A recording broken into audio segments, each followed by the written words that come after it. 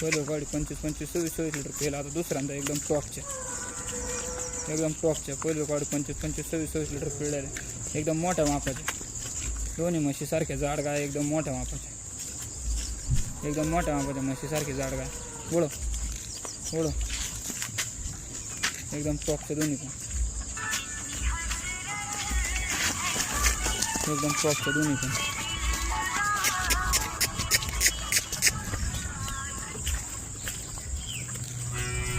एकदम म्हशी सारख्या जाड गाय एकदम मोठ्या मापाच्या.